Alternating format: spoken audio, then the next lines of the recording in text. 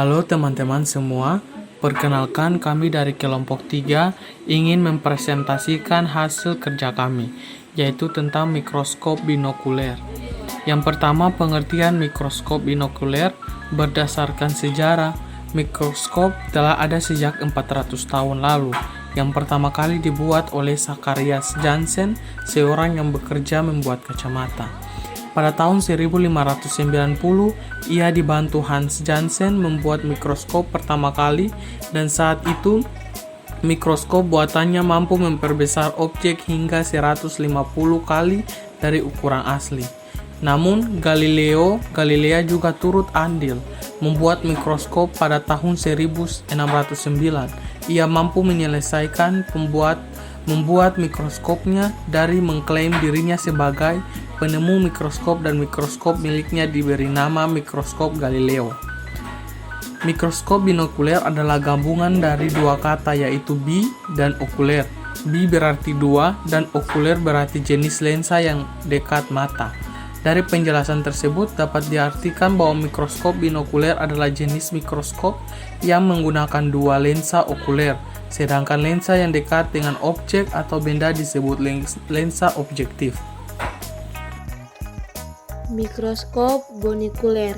Ini termasuk jenis mikroskop yang sering digunakan, khususnya oleh para pengguna laboratorium, karena pengguna lebih nyaman mengamati objek dengan mikroskop dua lensa, menggunakan dua mata dibandingkan dengan satu mata. Jenis mikroskop binokuler. Secara umum, mikroskop dibagi menjadi dua jenis, yaitu mikroskop majemuk,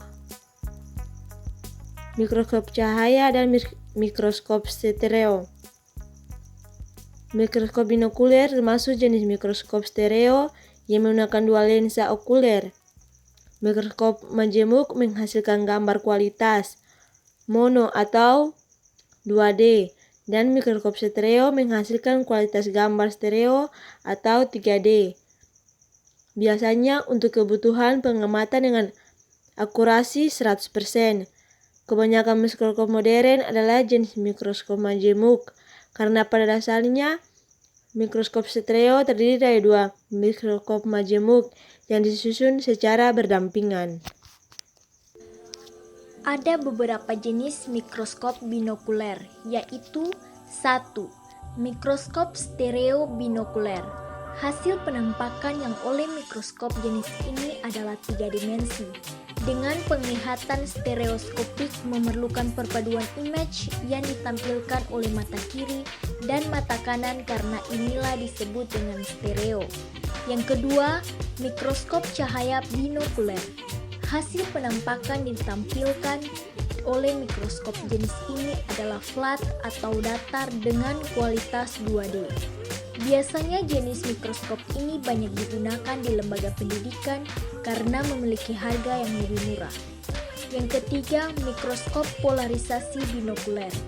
Mikroskop jenis ini paling populer dan banyak digunakan untuk berbagai penelitian, baik penelitian kuantitatif maupun kualitatif, seperti pada bidang kristalografi oleh ahli geologi, ahli mineral, dan ahli kimia.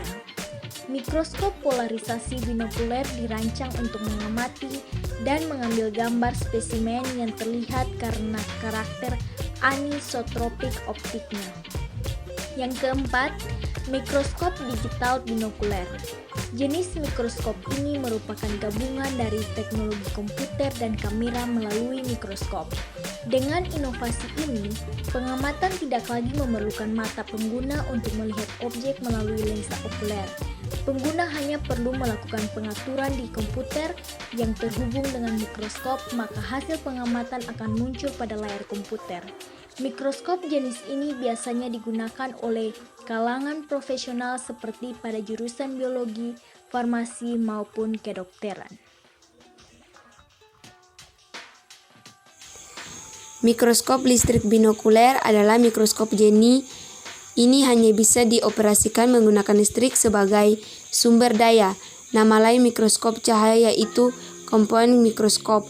Hasil penampakan dari mikroskop listrik binokuler ini adalah 2 dimensi.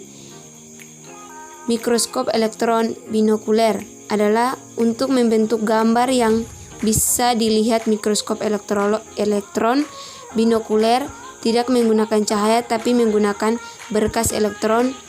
Penggunaan elektron ini membuat mikroskop dapat menghasilkan gambar dengan ukuran dan resolusi yang lebih besar. Jenis mikroskop ini seperti mikroskop untuk pemindaian dan mikroskop transmisi.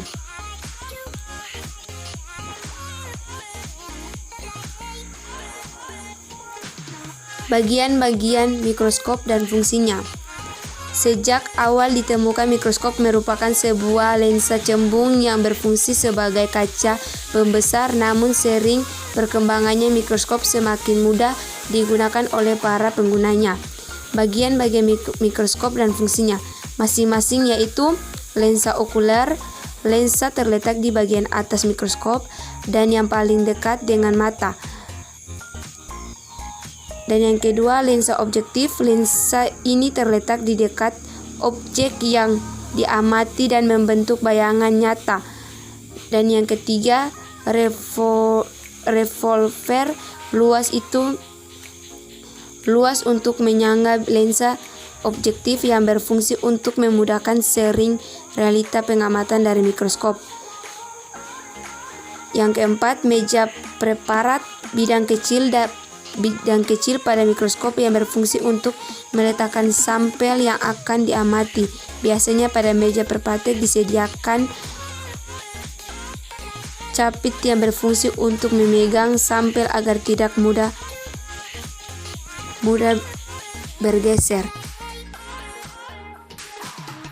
Kaki penyangga berfungsi sebagai penyangga mikroskop jika diletakkan pada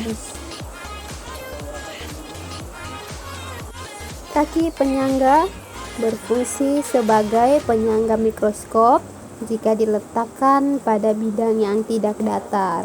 Namun, bagian ini tidak selalu tersedia pada mikroskop model lama. Diafragma, bagian yang terletak di bagian bawah meja preparat yang berfungsi untuk menentukan jumlah cahaya yang masuk atau difokuskan ke sampel. Lengan berfungsi sebagai rangka atau frame mikroskop untuk memudahkannya penggunaan memindahkan mikroskop dari satu tempat ke tempat lain tanpa harus memegang lensa secara langsung. Selanjutnya, skala preparat merupakan filter tambahan pada meja preparat yang berfungsi untuk memudahkan penempatan sampel sebelum selanjutnya diamati. Selanjutnya yaitu makrometer dan mikrometer. Makrometer dan mikrometer adalah tuas pada mikroskop yang memiliki fitur vertikal dan horizontal. Makrometer dan mikrometer berfungsi untuk memfokuskan lensa pada objek yang akan diamati. Yang selanjutnya yaitu tuas pengatur cahaya, potensiometer yang dihubungkan ke bola lampu mikroskop yang berfungsi untuk mengatur kecerahan cahaya. Tuas ini juga berhubungan dengan diafragma untuk memfokuskan cahaya pada objek yang diamati.